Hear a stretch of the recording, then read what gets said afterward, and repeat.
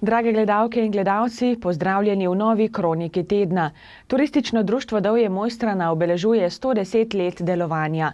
Že včeraj so pripravili maraton treh dolin in večer na vasi, ki sta bila nekakšen uvod v praznovanje 110-letnice. Ja, res je, 32. večer na vasi, to je najstarejša in najbolj tradicionalna prireditev v našem koncu, zato smo zelo ponosni na njo in danes upam, da bo tudi uspela, kajti kot lahko vidite, se že zbirajo ljudje in verjamem, da bo na koncu uspešno. Ja, 110 let smo že na tem koncu, to se pravi, leta 1907 so naši predniki ustanovili prvo tujsko prometno društvo, našega predhodnika bi lahko rekli, in letos obeležujemo ta visok jubilej. Prihajamo v klub, v ekipo tistih turističnih društev, ki imajo tako dolgo tradicijo in teh je zelo malo v Sloveniji, zato smo lahko ponosni. In v sklopu teh dogodkov smo letos pripravili 32. večer na vasi, nastopajo Zgornjesavci pod taktirko Marcela Gomboca in seveda danes bomo tudi predstavili našo knjigo Triglavske pripovedke. Gre za 14 zgodbic, ki sta jih priredila France Voga in pa Metka Keren-Trček, so pa napisane na osnovi zgodb, ki jih je zbral že v preteklosti Mirko Kunčič in ki jih poznamo pod imenom Triglavske pravljice. Te so seveda za nas zelo pomembne, nekaj takšnega kot za Kranjskogorce Kekčeve zgodbe. Tako da ja, zagotovo bo pestro, zagotovo bo zanimivo in danes pričakujemo seveda veselo rajanje v zgodnje jutranje ure.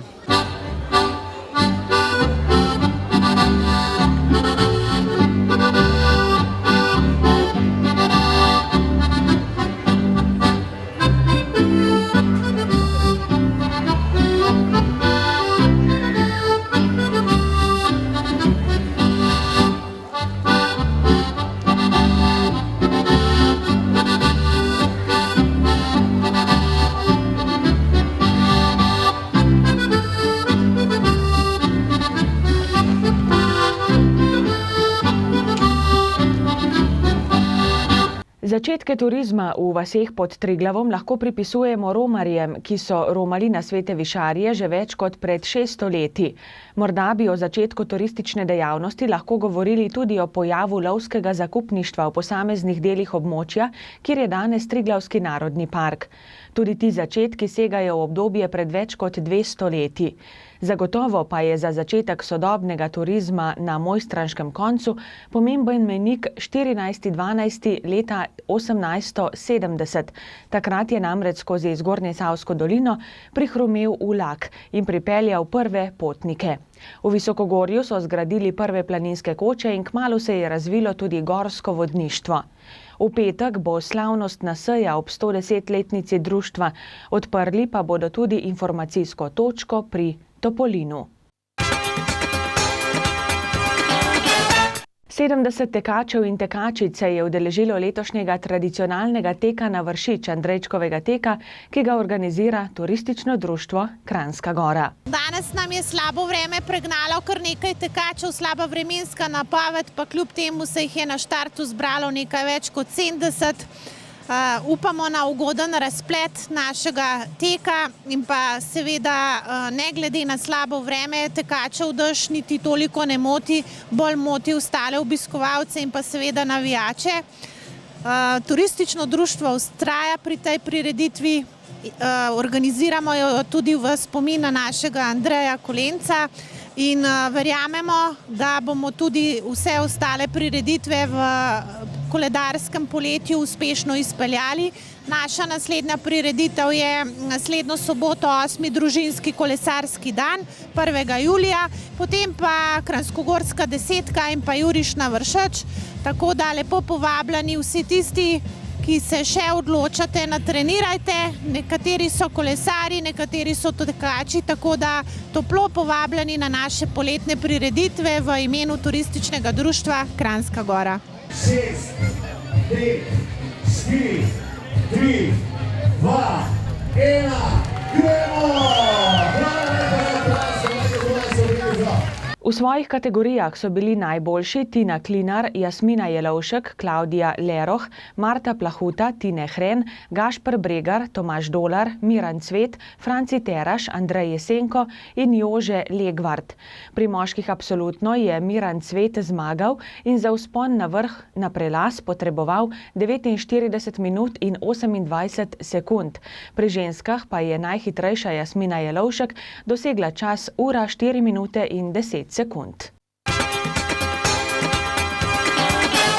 Na Vanišah v Podkorenu pa so 25. junija uspešno izpeljali tradicionalni nogometni turnir in znova dokazali, da jim niti slabo vreme ne more do živega.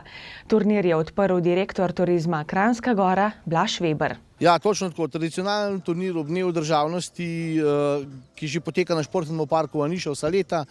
Letos nam je majčkeno zdela zagodlo vreme, ampak glejte, jaz mislim, da bomo mi štartali, tako da, ko enkrat štartamo, mislim, da tudi tole speljali do konca. Ekip je sicer majhen manj, zato je pa tudi včeraj v moji strani ena taka turnir, tako da je v bistvu samo 5, ampak glejte, sploh ni panike, to je tradicija. Nekako včeraj smo se tle organizirali, da smo igrišče zrihtali, pravzaprav pocahnali, pa tako najeli, kakor pač to more biti. Verjetno, da vidite, da tudi okolica in vse našega športnega parka je vzorno in pa lepo urejena, zato se zahvaljujem vsem, ki pač dajo svoj kamenček v ta mozaik. Ne bom imenoval vsakih posameznikov, ker to nima smisla, ampak nekako takole nam poteka. Tako da mislim, da bo turnir fair play potekal. Prva tekma se bo začela zelo vsak trenutek, tako da mislim, da bo vse tako, kakor pač mora biti.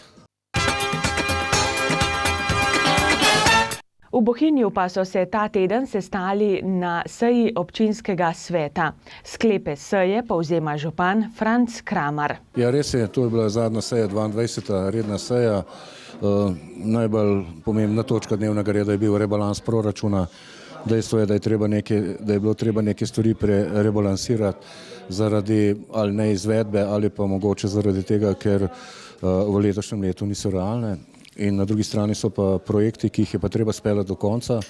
In tukaj mislim predvsem odprte projekte, ki jih je kar nekaj v Bohinju, to je Triglavska cesta, Brod, potem daljnovod po Bohinjski Bistrici, potem je tukaj tudi na Rju, temu pravimo mi Rju, ureditev počivališča, izgradnja 50-metrske skakalnice, skratka stvari, ki jih moramo v tem letu izpeljati in zato smo mogli proračun rebalansirati. Prihodkov bo bistveno manj, kot smo planirali, bojo pa nekaj več na postavki dohodnine, ker je pa dejstvo, da je vlada sprejela sklep, da se povprečnina dvigne z 530 na 533 evrov, kar je 3 evre po glavi. To nekje predstavlja za občino Bohinj 20 tisoč evrov. Tako da sem vesel, da so svetniki potrdili rebalans. Druga točka je bilo poslovno poročilo turizma Bohinj. Izkazuje pač uspehe na področju turizma v občini Bohinj. Moram reči, da so rezultati presenetljivo dobri, da smo imeli že v letošnjem letu samo aprila indeks 172, to pomeni 72% več nočitev v aprilu v mrtvi sezoni, kar je v bistvu tudi naloga turizma Bohinj, da dela na temu, da pospeši mrtvo sezono. V glavni turistični sezoni po teh podatkih, ki jih imamo zdaj, kaže odlično, tako da bo letošnje leto, kolikor bo seveda k temu pripomoglo tudi, upamo, vreme, rekordno, to, kar je tudi naša želja. Potem smo imeli priznanja občine Bohinj, 2 priznanja bo letos, zlate plakete bosta dobile aktiv kmečkih žena v Bohinju in pa 2 občanki, gospa Sušljeva in gospa Arhova. No in na koncu bile še pobude, vprašanja in odgovori.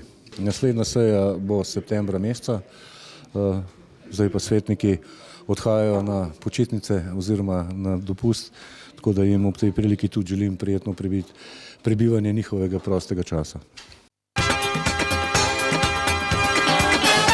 Drage gledalke in gledalci, zdaj bomo prelistali še koledar prireditev. Vsak ponedeljek v juliju in avgustu od 9 do 12 bo pri Ruski kapelici pod Vršičem dan odprtih vrat. Član društva Slovenija-Rusija Simon Oblak bo na voljo za razlago zgodovine kapelice, ki jo bo tudi odklenil. Bolšjak bo v Kranjski Gori pred cerkvijo odprt v sredo od 9 do 21.